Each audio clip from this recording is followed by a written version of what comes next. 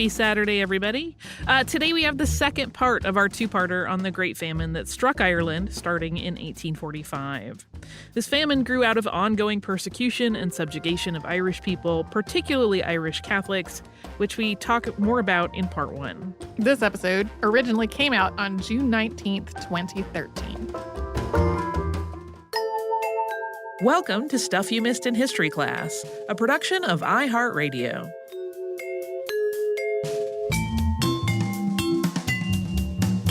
Hello and welcome to the podcast. I'm Holly Fry. And I am Tracy V. Wilson. So Tracy, we're going to continue the story we started last time. Yes, we're going to pick up on the Irish potato famine. And to recap just a little bit, in the mid-1800s, the social and political climate that we talked about in the previous episode had led Ireland to depend really heavily on the potato as a food crop. The poorest people in Ireland ate almost nothing but potatoes. And anything else that was being grown on a farm wasn't really being raised to eat. It was being raised to sell to pay the rent. So potatoes were filling bellies and everything else was paying for the land that you were living on. So when a blight cut just a huge swath through the potato crop in 1845 and almost wiped it out entirely in 1846, the impact on Ireland was severe. So in this episode, we're going to look at how this intersection of politics and farming unfolded. So in 1846, when the blight was in full swing, the British government's response was minimal. In the government's laissez-faire view, and that of many landowners who had holdings in Ireland, all of the obvious relief measures, like providing food or subsidies, were counterproductive. They would threaten free enterprise and cause the Irish to become dependent upon government handouts. The government's desire not to influence free enterprise also meant that it didn't want to meddle in other business affairs, like the practice of exporting grain out of Ireland and into England. Instead, it was pretty much business as usual. So food exporters in Ireland, many of whom were owned by people living in England, just kept exporting food as normal. So when the potato crops died, Irish farmers kept selling all their other crops to pay the rent.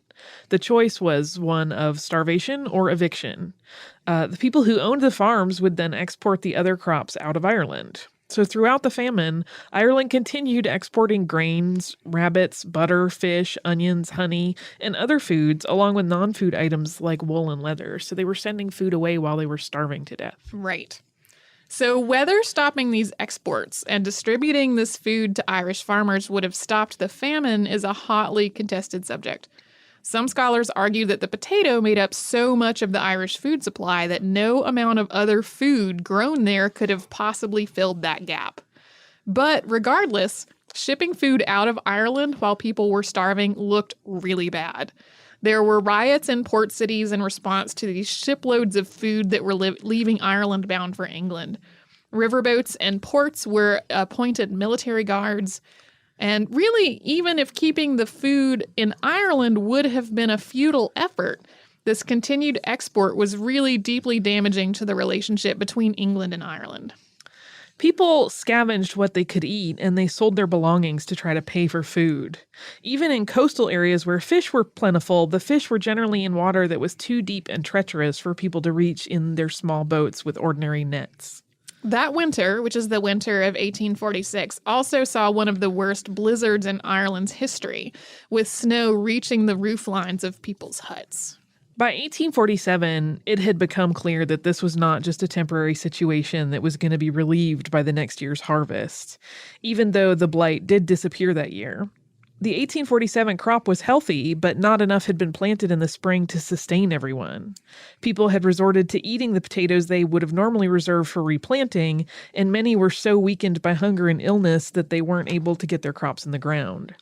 While many people wanted to plant something other than potatoes at this point, seeds for new crops were often beyond their means. So they planted what they could get, which was mostly potatoes. Britain opened soup kitchens to help get food to needy people, and the death toll did start to drop a little bit, but the kitchens didn't last for very long. Parliament enacted the Irish Poor Law Extension Act on June 8, 1847, which once again moved the British government away from providing direct aid to the Irish. Under this act, it was up to the Irish landlords to support their impoverished tenants. Government soup kitchens were scheduled to be closed, and they had only existed for about 6 months. And the public works programs that were meant to support the Irish were shut down. The Poor Law Extension Act also made it a lot harder for people to enter one of Britain's workhouses, which at this point was a last refuge for the destitute farmers. Britain had created the system of workhouses in 1838. There were 130 of them, which could accommodate about 100,000 people.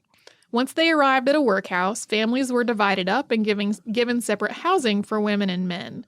They wore uniforms, they weren't allowed to leave the building, and they worked for 10-hour days. The youngest children would get school lessons, and older children would get training on how to work in a factory. These workhouses were dirty and demoralizing, and illnesses spread really quickly in such tight quarters. And apart from all of this, the whole idea of going to a workhouse was just an extreme humiliation, which made people really reluctant to do it. But even so, conditions were so bad in Ireland, the workhouses were quickly strained to the breaking point. The government implemented stricter and stricter rules about who could go to a workhouse in an attempt to stem the tide. And under the new poor laws, men had to give up any other means of making a living if they wanted to enter a workhouse.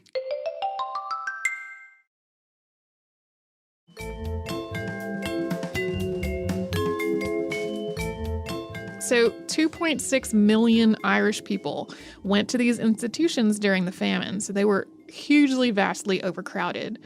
Conditions were, on top of being overcrowded, just very dirty and difficult, and more than 200,000 people died in the workhouses that were meant to help them. By 1847, the problem was actually money. Thanks to the healthy but very small potato crop, there was plenty of food, but nobody had money to buy it or to pay the rent on the land. Even the British government was having financial problems because it had been hit by a banking crisis.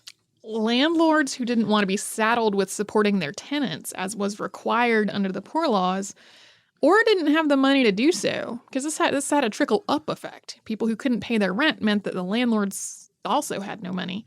A lot of them chose to evict people who couldn't pay the rent. About 500,000 Irish people were evicted during the famine. Often, the male head of the household would go to jail for non-payment of his rent, and the rest of the family would just be left homeless. Many families, once they got a notice of their impending eviction, chose to flee rather than standing trial for this reason. Or landlords would pay for their tenants to be transported to British North America, primarily Quebec, Canada, on ships that were so poorly made, overcrowded, and disease-ridden that they were actually nicknamed coffin ships. Following 1847's healthy but small harvest, many people were hopeful that Ireland had turned a corner. People kept thinking that this was just a temporary thing and that one more good harvest would fix the problem. But people had spent the very last of their money getting a potato crop into the ground to support themselves for the following year. And then in 1848, again thanks to wet weather conditions, the blight came back. And the English, not understanding why the Irish had planted potatoes instead of something else, demanded that the Irish pay for their own relief. So taxes were actually increased on farmers and landlords. For Irish farmers, this was really the last straw, and immigration out of Ireland began in earnest. People had been immigrating from Ireland in the years before the famine, so immigrating was not a new thing. In particular, young men had gone to the United States to work as manual laborers, and American companies would advertise for workers in Irish cities in the years before the famine. Between 1815 and 1845, nearly 1 million Irish people had gone to America. For the sake of comparison, that's about half as many as left Ireland in the 10 years between 1845 and 1855, which are thought of as the famine years. But the immigration during the famine was different both in scale and just in sheer awfulness. On the coffin ships to Canada, the trip could take up to 3 months. The people aboard were so sick by the time they arrived that the quarantine facility in Quebec ran out of room, leading to a backlog that kept the passengers on newly arrived ships from being able to disembark. So the ships would just sit there in port with sick and dying and deceased people aboard.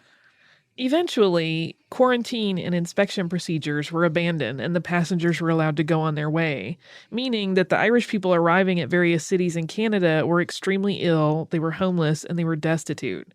So many sick people arrived in Quebec that there was a typhus epidemic in Canada, which came directly from the influx of immigrants from Ireland. In 1847, about 100,000 people sailed from Ireland to Canada, and about 20% of them died from disease or malnutrition. Those who could afford it went instead to the United States, mostly to the port cities of New York, Boston, Charleston, Savannah, and New Orleans, where, for the most part, they faced illness, poverty, discrimination, and bigotry, and intense competition for unskilled jobs.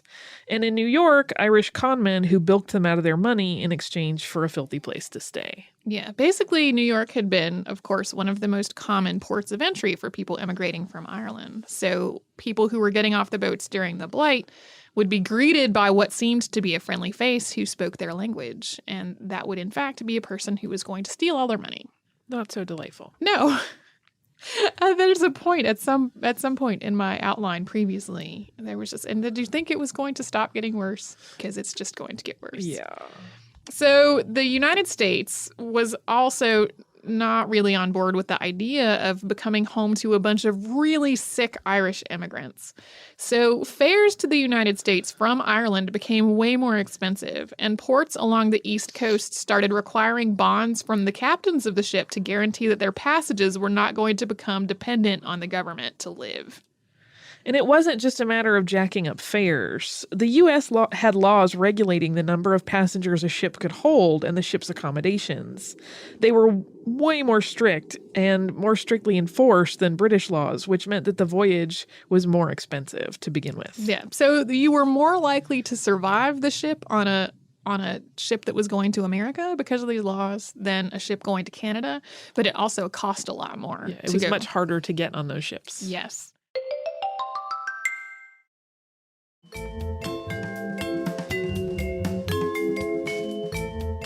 The people who had enough money to flee, but not enough money to get to the United States or Canada, would instead try to immigrate to England, with Liverpool, Glasgow, and South Wales being common destinations. But this trip, while it was definitely a whole lot shorter, wasn't necessarily safer.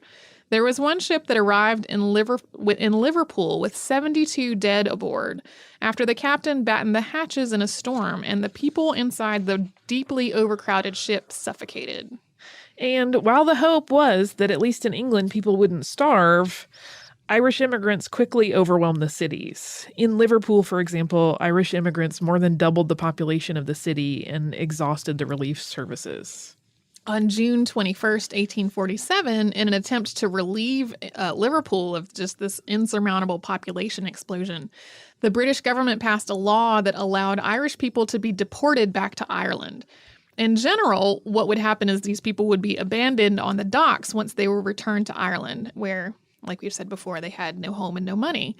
Similar laws were enacted in other English cities that had a big influx of Irish immigrants. So even after the Blight disappeared, the famine had so completely changed the political and ethnic landscape in Ireland, England, and even much of North America. The American immigrant population became overwhelmingly Irish really quickly. And non-Irish Americans who associated Irish people with poverty and disease, shiftlessness, and the still pretty distrusted Catholicism carried a lot of anti-Irish prejudice. Deep anti-Irish and anti-Catholic sentiment remained until the Civil War, when the tide started to turn a little as Irish fighting units proved themselves to be both brave and dependable, and Irish laborers filled a need for workers after the war was over. And eventually, Irish Catholics found that they could influence local politics by voting. Irish Catholics made their way into public office and started influencing public policy, which made life for Irish immigrants a little easier in the United States. Back in Ireland during the Blight's aftermath, the economy was still in dire straits. Landowners were deeply in debt, and many sold their land just to get out from under it. This left tenant farmers who had been working that land homeless. Ireland's recovery continued to just be really slow after the famine was gone. both because of the sudden population drop and the consequent drop in how much farm labor was available, and the economic fallout from the famine. It's hard to make precise estimates of exactly how bad the final death toll was. Census records at the time weren't super precise. But the most commonly cited statistics are that 1 million people died. Most didn't die of starvation, but of diseases like relapsing fever, typhus, dysentery, and cholera. Hunger made people more susceptible, and poverty and overcrowding caused these diseases to spread rapidly. Another about 2 million people left Ireland as a direct result of the famine, with most of them heading to England, Canada, or the United States. The population was about 8.4 million people in Ireland in 1844. That had fallen to 6.6 million in 1851. And in the end, the years thought of as the famine years saw a drop in the Irish population by 20 to 25%. And the population actually continued to drop in the aftermath, so that when Ireland gained independence in 1921, its population was actually half of what it was before the famine began. Debate about how to interpret the government's response to the famine continues today.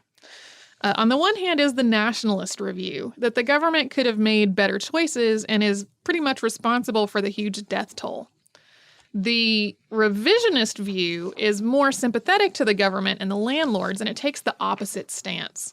In the most extreme nationalist view, this famine wasn't really a famine, it was genocide. That doesn't gain a lot of traction in the world of academia, but it is a view that a lot of people take, that because a lot of the policy was so anti-Irish that what was happening was the deliberate extermination of Irish people through the tool of hunger because of the famine. And the blight was actually identified, what this disease had actually been, in May of 2013 as a probably now extinct strain of Phytophthora infestans, which is native to South America and Mexico. It almost certainly came to Ireland aboard ships from Mexico, having contaminated other crops.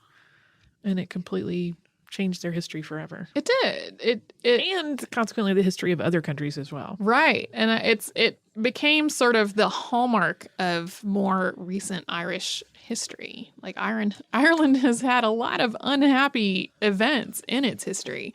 And the potato famine is cited as one that just had a deep and long-lasting effect on everything about Ireland. And there's a whole body of literature that draws directly from the famine. When you talk to people who live in the United States who have Irish family, a lot of people will say, that's when my grandparents came to the United States, or that's when my great-grandparents came to the United States.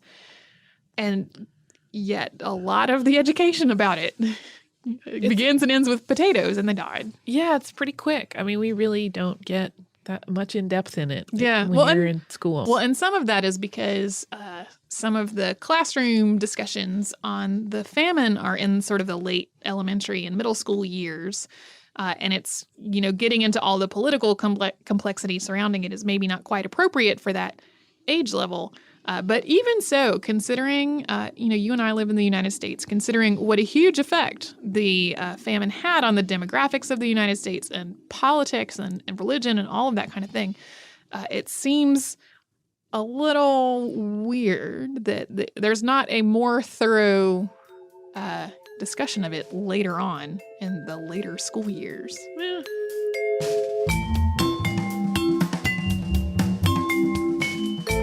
Thanks so much for joining us on this Saturday. Since this episode is out of the archive, if you heard an email address or a Facebook URL or something similar over the course of the show, that could be obsolete now. Our current email address is historypodcast@iHeartRadio.com. Our old How Stuff Works email address no longer works. You can find us all over social media at Missed in History. And you can subscribe to our show on Apple Podcasts, Google Podcasts, the iHeartRadio app, and wherever else you listen to podcasts. Stuff You Missed in History Class is a production of iHeartRadio. For more podcasts from iHeartRadio, visit the iHeartRadio app, Apple Podcasts, or wherever you listen to your favorite shows.